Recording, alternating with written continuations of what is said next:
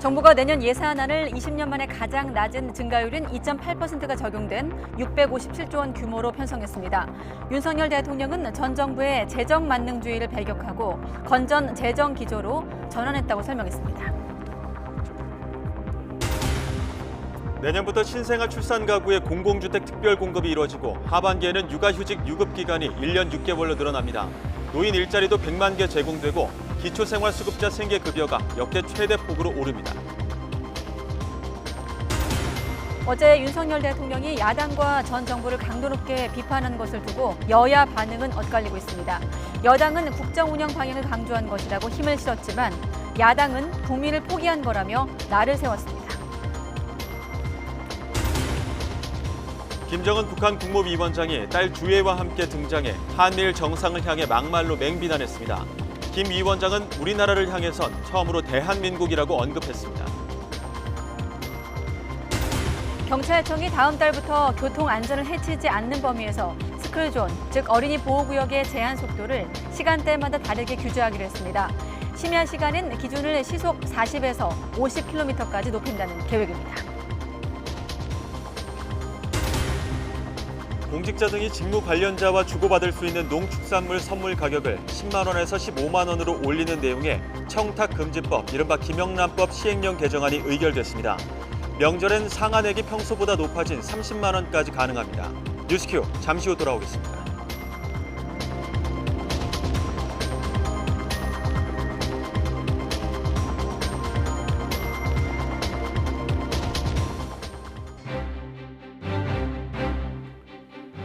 여러분 안녕하십니까? 가장 빠른 종합뉴스 뉴스큐 시작합니다. 오염수 해양 방류 6일째, 일본은 연일 안전성을 강조하고 있지만 관련국들 반발은 여전합니다. 특히 중국에선 일본인 학교에 돌을 던지거나 일본 화장품 업체에 불매 리스트가 도는 등 반일 감정이 확산하고 있습니다. 베이징 특파원 연결하고 또 중국 내부 분위기는 따로 더 해설 듣겠습니다. 분당 흉기 난동 사건, 피해자인 20대 여성이 사망한 가운데 유족들은 피해자가 더 기억되길 바란다며 실명과 얼굴을 공개했습니다. 피의자 최원종이 구속 상태로 재판에 넘겨졌는데요. 잠시 뒤 알아봅니다. 화요일 뉴스큐 베이징 먼저 가보겠습니다. 일본 정부가 발끈하면서 역공세에 나서자 중국 당국 국면 전환용 꼼수라면서 거듭 맞받아치고 있습니다. 원전 오염수 방류를 둘러싼 중일 간 악의 다툼 어디까지 갈지 중국 연결해서 들어보겠습니다. 강정규 특파원. 네, 베이징입니다. 먼저 후쿠시마 오염수 방류 이후에 중국의 반발 내용부터 정리해 볼까요? 네, 중국 당국은 원전 오염수 방류 전부터 일본의 행동이 이기적이고 무책임하다고 성토해왔죠. 지난 24일 방류를 강행하자 일본 수산물 수입 전면 금지라는 초강수를 뒀습니다. 당일 저녁 중국 장시성의 한 공원에선 반일 집회가 벌어졌고 일본 단체 관광 취소나 불매 운동 조짐도 보입니다. 일식집에서 일본이란 두 글자를 지우거나 아예 자진 철거하고 중식당으로 개조하겠다는 업주도 나타났습니다. 일본 도쿄전력엔 나흘 동안 중국에서 걸려온 항의 전화가 무려 6천 통에 달했다고 하는데요. 방류와 직접 관련 없는 민간 호텔이나 상점에도 무턱대고 전화를 걸어 중국어로 욕설을 퍼붓거나 번역 앱까지 돌려 따지기도 했습니다. 직접 들어보시죠.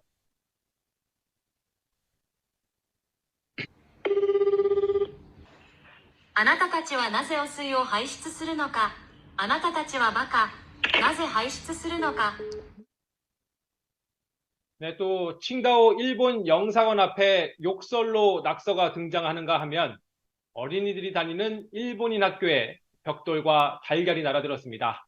이런 과격한 행동, 일본의 과거 침략 역사에 대한 중국인들의 뿌리 깊은 분노와 최근 강화된 애국주의 교육이 작용하는 것으로 보입니다. 중국의 한 20대 여성이 켄진에 있는 일본인 학교 앞에서 촬영했다는 SNS 영상 함께 보시죠. 踩着我们先辈的累累白骨，在我们的领土上学习、生活、享乐，这难道不是一种莫大的耻辱吗？所以， 네, 아까 전에 번역 앱도 눈에 띄었는데 이쯤 되자 일본도 태세를 바꿔서 역공세에 나서고 있다고요? 네, 처음에 주중 일본 대사관은 자국민들에게 일본어로 크게 말하고 다니지 말라 이렇게 당부했습니다. 또 일본 열린여당 대표를 중국에 보내 금수 조치 철회 등을 설득하려고 했습니다. 그런데 이마저도 중국 당국의 퇴짜를 맞았죠. 반전이 감지된 건 중국에서 무분별한 전화 공격이 폭주한 뒤부터입니다. 주일 중국 대사를 불러 항의하고 기시다 후미오 일본 총리까지 나서 유감을 표시했습니다.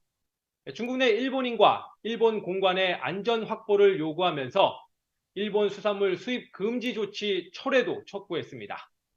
후쿠시마 방류수의 안정성에 대해 똑바로 알리라며 일침을 놓기도 했는데요. 일본 정부 대변인 격인 관방장관의 말 직접 들어보시죠. 中国側に対しては、国民に冷静な行動を呼びかけると、適切な対応を行うとともに、処理水について正確な情報を発信することを強く。 그러자 주일 중국 대사는 자국 공관도 일본에서 걸려온 전화 공세에 시달렸다며 맞불을 놨습니다. 중국 관영 환구시보는 오염수 방류로 수세에 몰린 일본이 중국인들의 분노를 과장해 국면 전환을 시도하고 있다고 주장하기도 했습니다. 네, 이렇게 오염수 방류를 둘러싼 중일 갈등, 진영 대결로 확대되는 모습도 나타나고 있죠.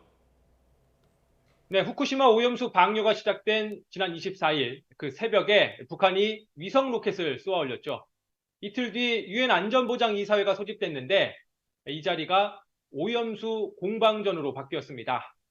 유엔 주재 북한 대사가 갑자기 일본을 비판하고 나섰고 이어 중국 대사도 거들고 나선 건데요. 직접 들어보시죠. It's clearly criminal act of destroying ecological environment of the ocean and threatening existence of the humankind. 人为向海洋排放核事故污染水没有先例，也没有公认的处置标准。 네, 러시아 측은 이 자리에서 별다른 입장을 밝히지 않았지만 이 안정성 평가를 강화해서 방사능이 기준치를 넘길 경우 일본 수산물 수입 제한에 나설 수 있다는 입장입니다. 우리나라의 경우 최근 한일 관계 회복 과정에서 오염수 방류에 동조한 상태죠. 미국은 일본의 방류 계획이 과학적이라며 공식 지지 성명을 내기도 했습니다. 그러자 중국은 미국이 올해 상반기 일본 농림수산물 수입을 5,700만 달러나 줄였다며 이중 잣대를 지적하기도 했는데요. 동북아시아 신냉전 구도 속에 해양 환경 문제를 두고도 각국의 입장이 엇갈리고 있습니다. 지금까지 베이징에서 전해드렸습니다. 네, 정부는 일본 후쿠시마 오염수 방류 이후 해양 방사능 긴급 조사를 벌인 결과 남서해역 3개 지점과 원근해 1개 지점 모두 안전한 수준으로 확인됐다고 밝혔습니다. 박성훈 해양수산부 차관은 세슘과 삼중수소 모두 세계보건기구 WHO의 먹는 물 기준 대비 훨씬 낮은 수준이었다면서 이같이 말했습니다. 정부는 해양 방류 이후 가까운 바다 25개 지점과 먼 바다 9개 지점에서 해양 방사능 긴급 조사를 했고 모두 안전 수준이었다면서 생산과 유통 단계 수산물과 수입 수산물도 방사능 검사를 실시한 결과 모두 적합이었다고 밝혔습니다. 해양수산부는 이와 함께 천일염 등 주요 수산물의 생산과 유통 실태를 점검하기 위해 지방자치단체 등과 합동점검반을 구성해 내일부터 주 2회 현장 점검을 시작합니다. 전남 신안과 경남 통영, 거제에서 첫 현장 점검에 나서는 합동점검반은 전국적으로 천일염과 미역, 다시마, 건어물, 새우젓 등 주요 수산물의 생산과 유통, 출하 전 보관량을 집중 점검합니다. 네, 어제 윤석열 대통령이 국민의힘 의원 연찬회 자리에서 야당과 전 정부를 겨냥해 강도 높게 비판한 것을 놓고 정치권에서 후폭풍이 일고 있습니다. 여당은 국정 운영의 방향을 강조한 거라고 힘을 실었지만 야당은 국민을 포기한 것이라며 날을 세웠습니다. 국회 취재기자 연결합니다. 박기환 기자. 네, 국회입니다. 네, 작심 발언. 윤 대통령 발언에 대한 여야 반응부터 전해주시죠. 네, 윤석열 대통령은 어제 국민의힘 의원 연찬회에 참석해 작심 발언을 쏟아냈습니다. 전 정부가 나라 살림을 거덜날 뻔했다고 지적하고 야당을 겨냥해선 1 더하기 1을 100이라고 주장한다며 강도 높게 비판했는데요. 여야는 극과 극의 반응을 보였습니다. 먼저 국민의힘은 국정 운영의 방향성을 설명하는 과정이었고 이를 힘주어 이야기했을 뿐 철진한 이념을 말한 게 아니라고 대통령을 엄호했습니다. 먼저 들어보시겠습니다. 국민과 싸우겠다는 말씀 아니잖아요. 대통령께서 국정 철학이 있지 않겠습니까? 국정 철학과 또 우리가 지켜야 될 가치 이런 것들을 강조하신 말씀이고. 반면 민주당은 현 정부의 문제를 또 전 정부 탓으로 돌린다면서 특히 협치를 포기한 건 국민을 포기하는 거라고 비판했습니다. 이어서 들어보시겠습니다. 전 정권이 나라를 거덜냈다고 그러는데 본인이 거덜내고 있는 것을 착각하고 있지 않나. 후쿠시마 관련해서 얘기한 것 같은데 윤석열 대통령이 딴 나라에 살고 계신가 이런 생각을 했습니다. 이런 가운데 홍범도 장군 흉상 이전과 정일성 공원 설치 등 역사 논쟁에도 불이 붙었습니다. 국민의힘은 홍범도 장군의 흉상 이전에 대해선 정부 입장을 존중한다면서도 여론을 수렴하겠다며 조심스러운 태도를 취했습니다. 그러나 민주당은 박정희 정부에서도 독립유공자로 인정한 홍범도 장군을 부정하는 건 여론 갈라치기라며 몰같이 반헌법적 태도라고 반대 입장을 분명히 했습니다. 정일성 공원 설치를 둘러싼 논란을 놓고도 여야 입장이 갈렸습니다. 국민의힘은 중공군으로 6.25 전쟁에 참전한 반국가적 인물이라며 철회를 촉구했지만 민주당은 노태우 정부 때부터 한중 수교의 상징으로 여겨졌는데 이제와 문제 삼는 건 낡은 이념 공세라고 반박하고 있습니다. 여야 연찬회는 모두 마무리됐는데 결과가 담긴 결의문이 발표됐죠. 네, 그렇습니다. 국민의힘과 민주당은 각각 1박 2일 일정에 연찬회 워크숍 일정을 끝내고 논의 결과를 담은 결의문을 발표했습니다. 여야 모두 다음 달 시작되는 정기국회 입법 과제와 총선 전략으로 민생을 내세웠습니다. 먼저 국민의힘은 정부 발목 잡기에 연연하는 야당에 맞서 이번 정기국회를 대안이 있는 국민을 위한 국회로 만들겠다고 강조했습니다. 특히 가짜뉴스 등 선동정치에는 강력히 대응하되 정쟁을 자제하고 민생과 경제 활력 제고를 위한 입법에 집중한다는 방침을 세웠습니다. 김기현 대표의 이야기 먼저 들어보시겠습니다.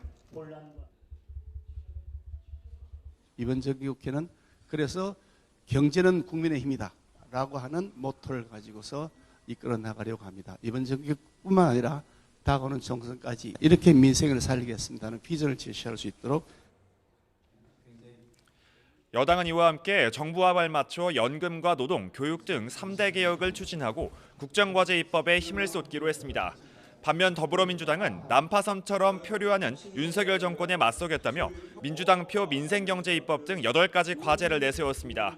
무차별 흉악범죄와 재난대응 등 법안은 물론 경기 침체 극복 대안과 정의로운 세법을 만들고 양당 독식 체제를 완화하는 선거법 개혁에 앞장서겠다고 밝혔습니다. 여기에 고 최상병 사건 관련 특검과 양평고속도로 의혹 등 4개의 국정조사를 추진하고 후쿠시마 원전오염수 방류와 관련해선 긴급 비상체제에 돌입해 모든 상임위에서 총력 대응하겠다고 목소리를 높였습니다. 이재명 대표 이야기도 이어서 들어보시겠습니다. 21대 국회 마지막 정기국회에서 우리 민주당의 손으로 폭주하는 권력과 탈선 중인 국정을 바로잡아야 될 것 같습니다. 민생경제 회복의 불씨를 마련하고 민주당은 또 정치윤리와 정치 문화를 개선하기 위한 자기개혁도 약속했는데요. 하지만 이재명 대표의 검찰 소환 조사와 구속영장 청구 시 대응 방안 등을 두고 당내 이견은 여전히 팽팽합니다. 이와 관련해 어제도 비공개 회의에서 이 대표 사퇴론 등이 언급됐던 만큼 갈등의 불씨는 여전히 남아 있습니다. 지금까지 국회에서 YTN 박견입니다. 네, 들으신 대로 정치권 역사 논쟁이 한창인 가운데 국방부가 청사압 홍범도 장군 흉상을 이전하게 될 경우 독립운동사를 연구한 외부의 권위자들과 협의가 필요한 건 아니라고 밝히기도 했습니다.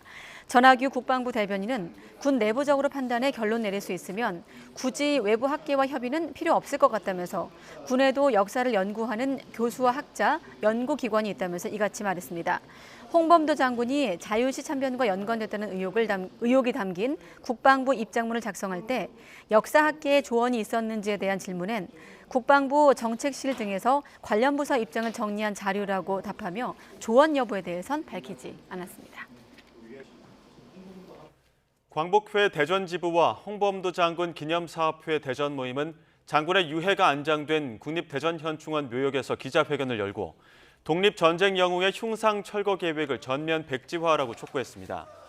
이어 독립운동 영웅들의 흉상을 육군사관학교에서 철거하려는 건 국군의 역사적 정통성을 부정하고 헌법 정신을 훼손하는 반민족적 행위라고 주장했습니다. 또 홍범도 장군의 공산당 입당은 이념보다 중요한 조국의 독립을 위한 것이었고 독립전쟁에서 가족을 잃고도 카자흐스탄에서 조국의 광복을 보지도 못하고 돌아가신 장군의 삶을 이념의 잣대로 짓밟지 말라고 강조했습니다. 대통령실 공직기강 비서관실과 감사원이 문재인 정부 시절 사드 배치 고의 지연 의혹과 관련된 조사를 시작한 것으로 전해졌습니다.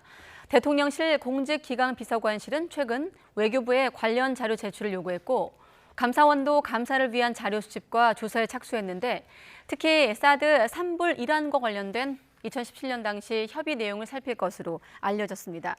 특히 경북 성주 사드 기지 환경 영향 평가가 지연되는 과정에 당시 청와대 지시가 있었는지 집중 조사할 것으로 보입니다. 앞서 국민의힘 신원식 의원은 국방부에서 받은 자료를 통해 문재인 정부가 중국이 요구한 산불 이란을 약속했고 중국을 의식해 사드 배치를 위한 환경 영향 평가 절차를 미뤘다는 내용 등이 있는 당시의 정부 문건을 공개했습니다. 이동관 방송통신위원장이 윤석열 대통령 주재로 열린 국무회의에 참석을 하면서 방통위원장이 478일 만에 국무회의의 모습을 드러냈습니다. 방통위원장이 국무회의에 참석한 것은 한상혁 전 위원장이 지난해 5월 3일 문재인 정부 마지막 국무회의 참석한 이후 처음입니다. 현 정부 들어 문재인 전 대통령이 임명한 한 전 위원장이 사퇴를 거부하면서 그동안 국무회의 참석과 대통령 업무 보고에서 배제돼 왔습니다. 공직자 등은 앞으로 명절 선물로 농축수산물을 30만 원까지 주고받을 수가 있습니다. 정부가 오늘 국무회의를 열고 이런 내용의 청탁금지법, 이른바 김영란법 시행령 개정안을 의결했습니다. 공직자 등이 직무 관련자와 주고받을 수 있는 농축산물 선물 가격을 기존 10만 원에서 15만 원으로 올리는 것이 이번 개정안의 주요 내용입니다. 특히 설날과 추석 명절은 상한액이 평상시 선물 기준보다 2배가 높기 때문에 30만 원까지 가능합니다. 윤석열 대통령이 656조 9천억 원 규모의 내년도 예산안과 관련해 전임 정부의 재정 만능주의를 배격하고 건전 재정 기조로 전환했다고 설명했습니다. 그러면서 선거 매표 예산을 대폭 줄여 약자 복지 등 3대 핵심 분야를 집중 지원하고 오염수 관련 예산을 확대했다고 강조했습니다.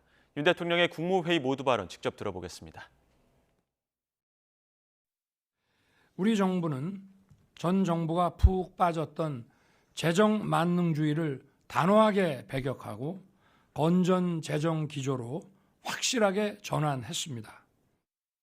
진정한 약자 복지의 실현, 국방, 법치 등 국가의 본질 기능 강화, 양질의 일자리 창출을 위한 성장 동력 확보라는 3대 핵심 분야에 집중적으로 지원할 것입니다. 후쿠시마 원전 오염수 방류에 대응하여 우리 해역과 수산물에 대한 안전 감시 체계를 더욱 촘촘히 구축하고 국산 수산물을 국민들께서 안심하고 드실 수 있도록 관련 예산을 총 7,400억 원 수준으로 대폭 확대하겠습니다. 정부가 내년 예산안을 20년 만에 가장 낮은 수준의 증가율인 2.8%, 657조 원 규모로 편성했습니다. 하지만 큰 폭의 세수 부진 탓에 내년 나라 살림은 더 악화할 것으로 보입니다. 보도에 오인석 기자입니다. 정부가 내년 예산 증가율을 2.8%로 확정했습니다. 올해 5.1% 증가율과 비교할 때 대폭 축소한 겁니다. 내년 예산은 656조 9천억 원으로 18조 2천억 증가에 그쳤습니다. 앞선 문재인 정부의 예산 증가율이 8%에서 9%대를 넘나들던 것과 비교하면 증가율을 3분의 1 수준으로 줄인 겁니다. 2005년 이후 20년 만에 가장 낮은 수준의 증가율입니다. 부정 비리와 연루된 보조금과 관행적 나눠먹기 R&D 사업 등은 폐지, 삭감했습니다. 모든 사업을 원점에서 재검토하여 타당성과 효과성이 없는 사업은 단호히 폐지, 삭감하는 재정 정상화를 함께 추진하였습니다. 건전 재정을 지켜내기 위한 정부의 고심 어린 결정이었습니다. 재정 낭비 등을 막아 확보한 23조 원은 민생 안정과 국민 안전 등에 재투자됩니다. 분야별로는 보건복지 고용과 공공질서, 안전, 외교 통일 등이 늘어난 반면 교육과 R&D는 줄었습니다. 특히 R&D 예산은 16% 넘게 큰 폭으로 감소했습니다. 예산 증가율이 줄었지만 내년 나라 살림은 큰 규모의 적자를 면치 못할 것으로 보입니다. 내년 관리재정 수지 적자 규모는 92조 원, GDP 대비 적자 비율도 3.9%에 달합니다. 올해보다 재정 상황이 더 나빠지는 겁니다. 무엇보다 세수가 잘 거치지 않는 것이 가장 큰 원인입니다. 정부는 경기 둔화와 자산시장 침체 영향 등으로 내년 국세 수입이 올해보다 33조 원 감소할 것으로 예측했습니다. 나라 빚은 62조 원 가까이 늘며 1,196조 원이 넘을 것으로 전망됩니다. 증가폭은 2019년 이후 가장 낮은 수준으로 2027년까지 GDP 대비 국가채무 비율을 53%로 유지하기로 했습니다. YTN 오인성입니다. 내년부터 신생아 출산 가구에 공공주택 특별 공급이 이루어집니다. 하반기에는 부모 모두 석 달 이상 육아휴직을 하면 유급 육아휴직 기간이 최대 1년 6개월까지 가능하게 됩니다. 노인 일자리도 100만 개 제공되는데요.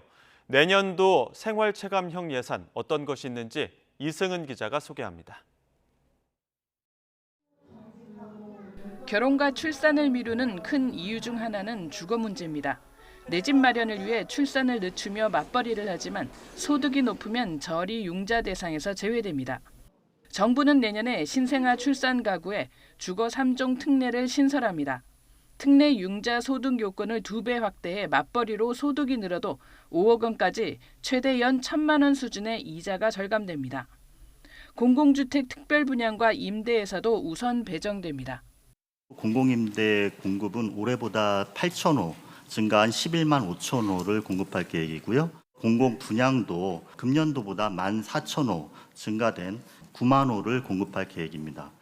하반기부터는 3개월 이상 함께 육아휴직한 부부는 유급 육아휴직 기간이 1년 6개월로 늘어납니다.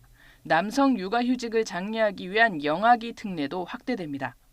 내년에는 65세 이상 노인 인구가 1,000만 명을 넘게 됩니다. 노인 일자리를 역대 최대 규모로 늘려 10.3%, 103만 명분 일자리가 제공되고 수당도 인상됩니다. 대기자가 없이 전체가 원하는 만큼 일을 할 수 있도록 만드는 수준의 일자리 수가 103만 개로 이해해 주시면 되겠습니다. 기초생활보장 수급자에 대한 생계급여는 역대 최대인 13.2% 인상됩니다. 교통비 부담을 덜기 위해 쓰기 불편한 알뜰 교통카드 대신에 청년 우대 교통카드 KPS가 하반기 도입됩니다. 농업 직불 예산은 3조 1,000억 원으로 확대되고 어민보호 등 후쿠시마 오염수 방류 대응 예산은 7,300억 원으로 40% 증액됐습니다. 장병 사기를 높이기 위해 5조 4천억 원이 투입되는데 병장 봉급이 165만 원으로 인상되고 낡은 관사 4만 2천 개를 모두 고칩니다. 범죄 대응 예산도 1조 1,000억 원대로 크게 늘어나 현장 경찰 모두에게 저위험 권총이 지급됩니다. 수해 방지를 위해 지방 하천 정비 등 국가 물안전 관리 체계 구축에 6조 3천억 원이 투입됩니다. 내년 공무원 봉급은 직급 구분 없이 최저임금 인상률에 맞춰 2.5% 인상됩니다. YTN 이승은입니다. 네, 이승은 기자 리포트 속에 잠깐 언급이 있었는데 내년 병장 월급이 165만 원으로 오르고 군 초급 간부들의 단기 복무 장려금도 33% 인상이 됩니다. 또 북한의 핵미사일 도발에 대응하기 위한 전력 보강에 7조 원이 투입되지만 남북 경협 예산은 30% 가까이 줄어듭니다.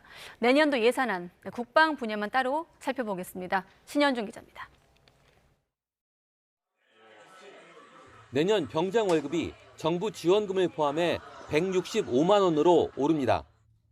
올해 100만 원인 병장 월급은 125만 원이 되고 적금에 지원하는 내일 준비 지원금도 월 최대 30만 원에서 40만 원으로 인상되는 겁니다. 내후년엔 병장이 받는 돈을 월급 150만 원, 지원금 55만 원에서 205만 원까지 올린다는 게 정부의 계획입니다. 나머지 병사들의 지원금을 제외한 월급도 상병 100만 원, 일병 80만 원, 이병 64만 원으로 각각 오릅니다. 병사들에 비해 상대적으로 소외됐던 초급 간부들의 처우도 개선됩니다. 내년 단기 복무 장려금이 33% 올라 장교는 900만 원에서 1,200만 원으로, 부사관은 750만 원에서 1,000만 원으로 인상됩니다. 정부는 또 북한의 핵미사일 위협에 대응하기 위한 전력 보강에 7조 원을 넘게 투입합니다. F-35A 스텔스 전투기 추가 도입에 3조 3천억 원, 다층 미사일 방어망 구축 사업에 1조 5천억 원 등을 편성했습니다. 반면 남북협력기금 예산은 올해보다 28%를 줄인 8,700억 원으로 6년 만에 1조 원 아래로 떨어졌습니다. 북한이 인도적 지원에도 반응이 없기 때문인데, 이에 따라 전 정부에서 추진했던 DMZ 국제포럼 등의 사업은 모두 폐지됩니다. 정부는 또 글로벌 중추국가에 걸맞는 위상 확립을 위해 공적 개발 원조 ODA 예산을 역대 최대인 6조 5천억 원으로 대폭 늘렸습니다. YTN 신현주입니다. 네, 고용노동부의 내년 예산은 올해보다 3.9% 감소한 33조 6천억 원으로 편성됐습니다. 고용노동부 예산은 지난해 36조 6천억 원으로 사상 최대를 기록한 뒤 2년째 감소하고 있습니다. 고용노동부는 내년에 양대 노총 중심의 국고보조금 지원을 없애고 대신에 비정규직 등 근로자 권익보호 사업을 새로 추진할 계획입니다. 일하며 받는 월급보다 더 많은 혜택을 받아 재취업의 의지를 오히려 꺾는다는 비판이 제기된 실업급여 예산도 축소가 됩니다. 올해 11조 1천억여 원에서 내년 10조 9천억여 원으로 축소하고 취업 지원이란 본래의 기능을 할 수 있도록 운영할 계획입니다.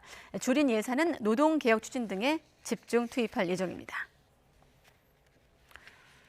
그리고 2023 새만금 세계 스카우트 잼버리 파행 여파로 내년도 새만금 사회 간접 자본 예산은 대폭 삭감된 가운데 국토교통부가 새만금 SOC 사업의 적정성에 대한 점검에 들어갑니다. 국토부는 공항과 철도, 도로 등 새만금 SOC 사업의 필요성, 타당성, 균형 발전 정책 효과가 적정한지 여부를 확인하기 위한 자체 점검을 벌인다고 밝혔습니다. 국토부는 최임락 국토도시실장을 팀장으로 하는 새만금 SOC 사업 점검 태스크포스를 구성하고 외부 전문기관 연구 용역과 관계 전문가 협의를 거쳐 적정성 여부를 확인할 예정입니다. 그런가 하면 새만금 잼버리 파행 여파로 내년도 예산안에 국책 사업인 새만금 개발 관련 예산도 거의 반영되지 않은 것으로 확인되고 있습니다. 전라북도에 따르면 오늘 발표된 정부 예산안을 보면 새만금 관련 주요 사업의 부처 반영액은 6,626억 원이었는데 이 가운데 1,479억 원만 예산안에 포함됐습니다. 기재부 심사 과정에서 새만금 관련 예산 5,147억 원, 78%가량이 잼버리 파행을 구실로 일괄 삭감됐다고 전라북도는 밝혔습니다. 이에 따라 공시가 진행 중이던 새만금 고속도로와 새만금 신항만, 새만금 공항 등 내부 기반 시설 건설에 큰 차질이 우려되고 있습니다. 이와 관련해 오늘 오전에 진행된 기자간담회에서 전라북도는 우려가 현실로 나타나 참담함과 당혹감을 느낀다면서 기재부를 강하게 비판하기도 했습니다. 이균용 대법원장 후보자가 국회 인사청문회 준비를 위해 오늘 서울 서초동 사무실에 처음 출근하면서 사법부의 가장 시급한 과제로 신속한 재판과 국민 신뢰 회복을 꼽았습니다. 이 후보자는 농지법 위반과 재산 축소 신고 의혹이 불거진 데 대해선 법령에 맞게 행동해 잘못한 게 없다고 밝혔습니다. 이 후보자 첫 출근길 발언 직접 들어보시죠. 지금 사법부 앞에 놓여 있는 과제는 한 사람이 해결할 수 있는 문제가 아니고 우리 사법부 구성원 전체가 힘을 합쳐야만이 해결할 수 있는 문제입니다. 판사들이나 재판부 구성원 전원이 충실하고 신속한 재판을 실현할 수 있도록 활력을 불어넣고 어떻게 하면 사법부가 동력을 회복하여 본연의 기능에 정말 충실하여 국민으로부터 신뢰를 받을 수 있느냐, 그 부분이 가장 급한 거기 때문에 그 부분에 지금 해결책 방안을 마련하기 위해서 진력하고 있습니다. 지금 그리고 농지법 위반하고 재산 축소 신고 의혹이 나왔는데 거기에 대한 입장도 좀 궁금합니다. 뭐 제가 당시에 법령에 따라서 맞게 다 행동했다고 생각하고 제 생각에는 잘못한 것이 없다고 생각하고 있습니다. 경찰이 한국토지주택공사 LH가 발주한 아파트 위의 철근 누락 의혹과 관련해 LH 본사와 경기 남부본부에 대한 강제 수사에 나섰습니다. 경기 남부경찰청 반부패 경제범죄수사대는 오늘 오전 9시부터 경남 진주시 LH 본사와 경기 성남시 경기 남부 지역본부를 압수수색하고 있습니다. 경찰은 압수수색을 통해 설계와 시공 그리고 감리와 관련된 자료를 확보해 건축법 위반 여부 등을 수사할 계획입니다. 수서고속철도 SRT 운영사의 입찰 비리 혐의가 포착돼 경찰이 강제 수사에 나섰습니다. 서울경찰청 금융범죄수사대는 오늘 오전 서울 강남구에 있는 주식회사 SR 본사와 경기도 의왕의 현대로템 사무실을 압수수색했습니다. 경찰은 올해 초 주식회사 SR이 고속철도 차량을 발주하고 입찰하는 과정에서 위법 행위가 있었다고 의심하고 있습니다. 앞서 SR은 1조 원 규모인 3세대 고속철도 차량 사업의 낙찰 예정자로 현대로템을 선정했습니다. 라임 환매 사태의 핵심 인물인 김봉현 전 스타모빌리티 회장에게 검찰이 1심 선고보다 10년 높은 형량을 구형했습니다. 검찰은 오늘 서울고등법원에서 열린 항소심 결심 공판에서 김 전 회장이 도주와 탈옥을 계획한 점을 살펴봐달라며 1심 구형량과 같은 징역 40년을 선고해달라고 재판부에 요청했습니다. 이에 김 전 회장은 최후 진술에서 일부 잘못을 저질러 이 자리에 선 건 맞지만 아무리 생각해도 형이 너무 무겁다고 항변했습니다. 네, 방법용이지만 범죄로 돌변할 수 있는 물건 중에 하나. 일상생활용품과 똑같은 형태로 만들어진 각종 위장 카메라들이 아무런 규제 없이 시중에 유통되고 있습니다. 2015년부터 현재까지 관련 법안 5개가 발의됐지만 전부 폐기됐거나 계류하고 있습니다. 유서연 기자가 취재했습니다. 인터넷 사이트에서 파는 고민형과 모자. 평범해 보이지만 사실은 몰래 촬영하는 데 쓰이는 위장 카메라입니다.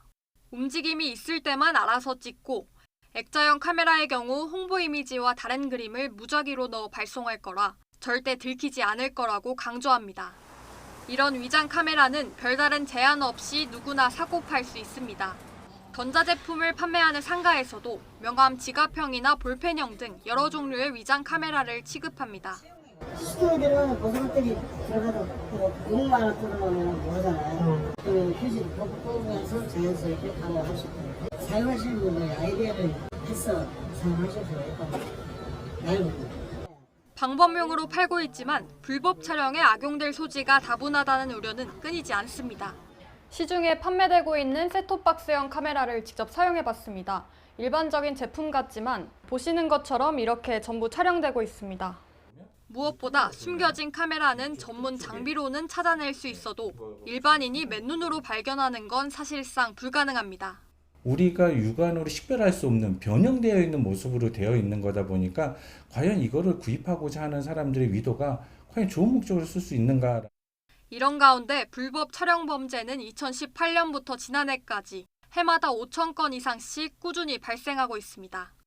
여성 37명을 불법 촬영하다 적발돼 실형을 선고받은 골프 리조트 회장 아들도 탁상 시계와 차키 모양 카메라를 범행에 썼습니다.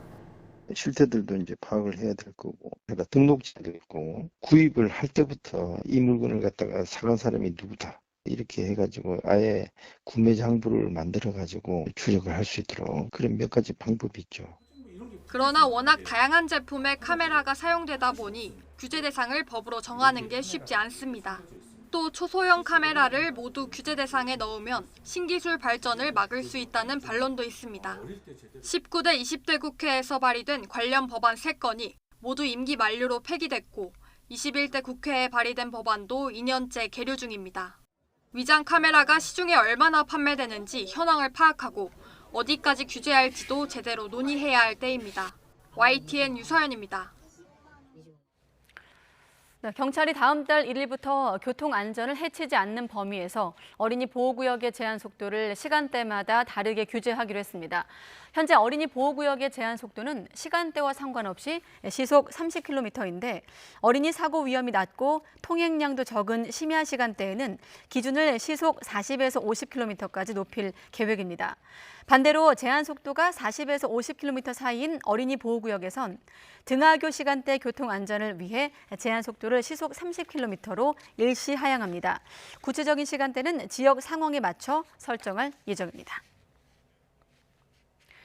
오늘 오전 11시쯤에 경남 함안군 남해고속도로 신안분기점 인근에서 화물차가 빗길에 미끄러져 반대 차로의 화물차와 승용차 등 차량 7대가 추돌해 6명이 다쳤습니다. 경찰은 남해고속도로 순천 방향으로 가던 트레일러 화물차가 빗길에 미끄러지면서 1차 사고가 발생했고 2차로 트레일러의 적재물이 반대 차로로 넘어가 7중 연쇄 추돌 사고가 발생한 것으로 보고 있습니다.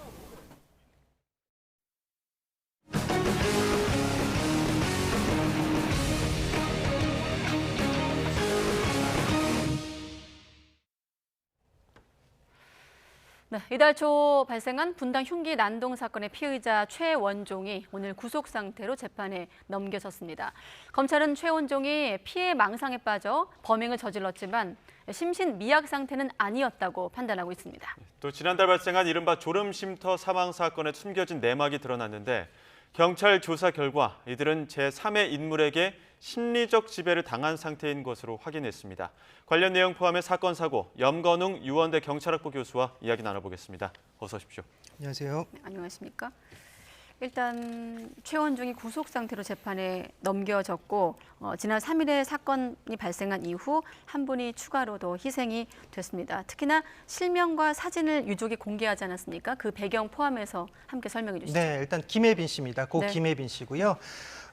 그 밝고 긍정적 성격의 미대생이었어요. 당일날도 아르바이트를 갔다가 돌아오는 그런 상황이었는데 사실 유족도 이 내용을 자신의 그 자녀의 신분을 밝히는 게 굉장히 꺼려졌을 텐데 네. 굳이 밝히신 이유는 그런 이유인 거죠. 가해자의 서사보다 고인이 밝았던 생전 모습이 더 기억됐으면이라고 바람을 말씀하셨습니다. 네. 그만큼 그러니까 이 고통을 준 범죄자는 사실은 뭐 법의 처벌을 받고 거기서 끝나는 겁니다. 근데 이 피해를 당한 피해자 또는 피해자의 가족들은 이 기억이 평생 남는 거거든요. 우리가 소위 트라우마라고 표현을 하는데요. 네. 그만큼 가족들이 이 혜빈 양의 안타까운 사연을 우리 모든 국민들이 기억했으면 좋겠다. 이런 범죄자들이 앞으로 없었으면 좋겠다. 이런 바람에서 밝혔다고 볼 수가 있습니다. 예, 검찰 수사 결과도 좀 살펴봐야 될 것 같습니다. 피해 망상에 빠져서 범행을 했는데 심신미약 상태는 아니었다 이렇게 검찰 판단하고 있거든요. 네. 그 배경 어디에 있습니까? 일단 범행 당시에 이 최원종이 여기서 그러니까 변별력이 있었냐, 이 범죄를 저지르는 상태에서 심신미약 상태의 감형이 아니라 예. 현재 범행을 하는 자신이 범행 당시에 범행을 인지한 변별력이 있었다라고 검찰에서 밝힌 겁니다. 그렇기 때문에 예. 결국은 지금 여기에서 이제 사법처벌의 핵심은 최원종이 2020년에 조현성 인격장애를 받고서 3년간 치료를 받지 않았기 때문에 조현병으로 인한 심신미약 감형이 될 것이냐 이 여부도 있었거든요. 예. 근데 검찰이 밝힌 바는 물론 심신미약 조현성 인격 장애가 있었지만 범행 당시 현장에서는 이 조현성 인격 장애가 발현되지 않았다. 범행의 피해자들을 구별한 변별력이 있었다라고 밝혔다라고 보시면 돼요. 그러니까 결과적으로 심신미약 감형 사유가 조각될 가능성이 굉장히 높은데요. 왜냐하면 지금 이 최원종이 지금 당시에 이미 이 사실에 대해서 네. 컴퓨터 프로그래밍을 했거나 주식 투자를 했거나 이런 정도의 학업 능력을 갖췄다고 검찰이 밝혔었고요. 네. 그다음에 범행 수일 전에 심신미약 감경을 한 차례 검색했습니다. 이 부분이 사실은 스모킹 건이라고 우리가 표현해야 될 것 같아요. 핵심적인 아까 말했듯이 이 지금 심신미약 감형 사유 조현병이 아니다라고 볼 수 있는 거죠. 범행 당시에. 그래서 지금 이 결국은 심신미약 감경을 한 차례 검색한 점을 토대로 최원종은 심신미약 상태에서 범행을 저지르지 않은 것이다라고 검찰에서 판결을 했는데요. 네. 그러니까 이게 뭐냐면 본인이 이게 망상을 감경 사유로 생각한 것이 아니라 음주 등의 상태로 범행을 하면 감경이 되는지의 여부를 알아보기 위해서 검색을 했다는 건데, 그러니까 네. 그만큼 망상이 지금 범죄로 이어졌다는 얘기도 또 하는 거예요. 무슨 네. 얘기냐면, 그러니까 자신이 피해 망상에 몰두했고요. 그다음에 주변에 있는 사람들과 대화를 했는데 그것이 특정 커뮤니티에 있는 자신과 비슷한 이런 정신 상태를 갖고 있는 사람들과 대화를 통해서 이런 망상을 증폭시켰었습니다. 그리고 심지어 부모님을 찾아갔는데 너 치료받아야 된다라고 했더니 거기서도 부모님의 치료 권유가 나를 스토킹하는 그 조직원에 매수된 게 우리 부모다. 그렇기 네. 때문에 이런 직접적으로 이 조직을 공격해야 된다라고 서현역에 가서 이제 공격을 했다라는 얘기인데 네. 그만큼 망상에 빠져 있었지만 여기서 이미 심신미약 감경을 검색한 그런 내용이라든지 또 인지 능력이라든지 학습 능력이 주식 투자하는 컴퓨터 프로그램을 했다라는 것들을 이미 학습한 그런 내용들이 있고 네. 인지 능력이 있다는 점에서 심신미약 감형 사유가 되지 않을 것 같다라고 지금 검찰은 판단한 것 같습니다. 자, 유족과 친구들이 눈물의 호소를 통해서 혜빈이가 더 기억되길, 그리고 가해자의 서사보다 고인이 더 기억되길 하며 큰 고민 끝에 이런 결정을 한 배경에는 명확한 범행 동기, 또 강력한 처벌을 토대로 한 수사 촉구 아니겠습니까? 지금 적용된 혐의가 살인 미수, 살인 예비죄로 구속 기소됐거든요. 자, 앞으로 지금 방금 말씀하신 대목을 포함해서 지금 보면 계획범죄 정황도 드러난 상황이고 어떤 식으로 수사를 해 나갈지 형량까지 한번 함께 전망한다면 어떻습니까? 일단 두 분이 사망하셨습니다. 여기에 대해서 살인죄가 적용된 것이고요. 네. 살인 미수나 살인 예비죄는 이미 전날에 분당에 있는 백화점과 야탐역, 서현역에 흉기를 소지하고 갔었어요. 그래서 네. 이미 범행을 예비했었고 살인을 예비했었던 흔적이 있기 때문에 여기에 대해서 살인 미수와 살인 예비죄가 적용이 된 것이고요. 네. 그래서 결국은 사망자가 두 분이나 발생했고 나머지도 중상이 5분이고요. 7명이 아직도 경상에 있습니다. 그렇기 네. 때문에 굉장히 많은 다수의 무고한 시민들이 희생된 사건이었기 때문에 이 부분에 대해서 심신미약 감형보다는 실제로 이채원 종이 현장에서 분명히 변별력을 갖고 사람을 공격했을 것이다라는 부분에 검찰은 집중할 것 같습니다. 예, 최근에 이 흉기 단속 사건이 빈번하게 일어나면서 지금 시민들 불안감도 더욱더 커지고 있는 상황인데 또 지난 주말에 서울 한 주택가에서 흉기를 휘두르면서 경찰과 대치했던 2시간 넘게 대치했습니다. 30대 남성이고요. 네. 차량에서 또 여러 그 흉기가 상당히 많이 나오기도 했는데 네. 이 부분도 좀 짚어볼까요? 일단은 그 2시간 40분여 밤 시간에 대치를 했습니다. 7시 한 30분부터 10시 네. 정도까지 2시간 반 동안 대치했고 그 은평구 가련동에 있는 그 통닭집부터 지금 음주를 시작했고 통닭집에서 나와서 흉기를 꺼내서 남성이 흉기를 들고 있다라고 신고가 왔고요. 그래서 이제 거기서부터 이제 그 주택가에 있는 그 다가구 주택 1층에서부터 이제 경찰과 대치가 시작됐습니다. 그래서 지금 그러니까 경찰을 계속 협박을 했어요. 자신이 자해를 하겠다라고 흉기 2개를 들고서 자신이 자해하겠다라고 협박을 했다 보니까 경찰 입장에서 즉각적으로 대응하고 제압하기가 좀 어려웠던 상황이었던 것 같습니다. 그래서 범인의 요구도 들어줬습니다. 그래서 통닭도 사다 주고 소주도 사다 주고 뭐 이런 상황이었고요. 소주는 물론 소주 잔이 깨질 우려가 있으니까 플라스틱 잔으로 줬다고 해요. 그래서 이런 것들도 있었는데 그 왜 즉각 제압하지 못했냐? 그러니까 여기서 지금 현장에서 나머지 그 시민들에 대한 피해라든지 위협이 없었습니다. 상황 자체에서는요. 네. 그러다 보니까 죄목 자체도 특수공무집행 방해 혐의로 지금 구속영장이 신청된 상태고요. 그리고 만약에 자해의 우려가 있는데 경찰이 이것을 묵살하고 만약에 제압을 했다라고 했을 때 이 사람이 실제로 정말 뭐 생명의 위험이 발생했다든지 또는 어떤 뭐 중상을 입었다든지 이러면 경찰 같은 경우도 또 책임을 질 수 있기 때문에 아마 대치 시간이 좀 길어졌던 것 같아요. 즉각적으로 테이저건을 사용하지도 못했던 부분도 그렇고요. 근데 이제 흉기를 굉장히 많이 소지하고 있었단 말이죠. 8개나 소지하고 있었어요. 그래서 왜 이렇게 소지를 많이 하고 있었냐라고 물어봤더니 요리사라서 어쩔 수 없이 가지고 다녔다라고 얘기를 하고 있고요. 그다음에 범행 동기를 얘기하는데 뭐 주변에 사람이 없어서 너무 속상했고 자신의 엄마가 무속인에게 300만 원을 갖다 줘가지고 너무 속상해서 술을 마셨고 내가 이런 것들을 하소연하고 있는데 시민이 갑자기 신고를 해가지고 너무 억울해가지고 경찰과 대치했다라는 게 이 사람의 그 진술이에요. 그래서 네.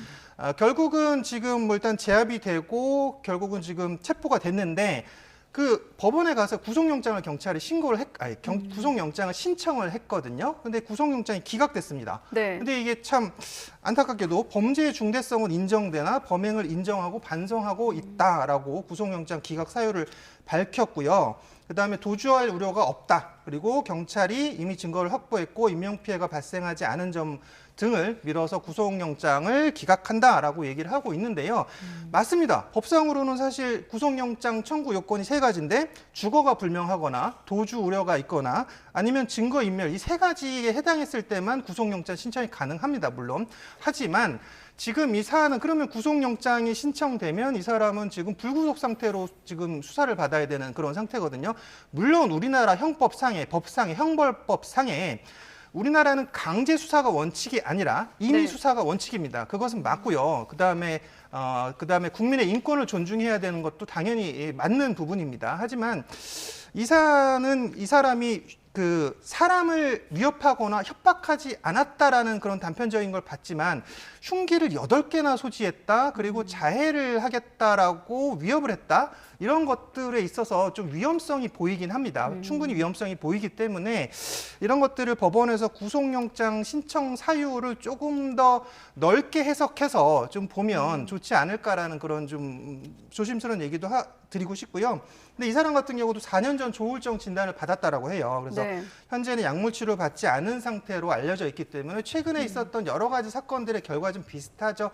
계속적으로 조현병이라든지 정신질환자들에 대한 그런 범죄들이 계속적으로 연이어 이어지고 있다라는 그런 결은 좀 비슷하게 지금 이어져 오고 있다라고 보이는 대목입니다. 법적인 근거가 있겠죠. 아까 기각된 배경을 설명하실 때 교수님도 말씀하셨습니다만 범행을 인정하고 반성한다는 건 결과론적인 얘기 아니겠습니까? 최근같이 흉기 난동 사건이 잇따르면서 치안이 불안해진 상황에서 이 상황을 바라보는 일반 시민들은 좀 불안할 수밖에 없거든요. 특히나 한 가지가 대치 상황이었는데 왜 테이저건 같은 거 사용하지 않고 적극 진압에 나서지 않았을까? 아까 책임 소재를 의식한 경찰의 판단이었다고 말씀하셨습니다만 의문인 건 사실입니다. 상식적으로.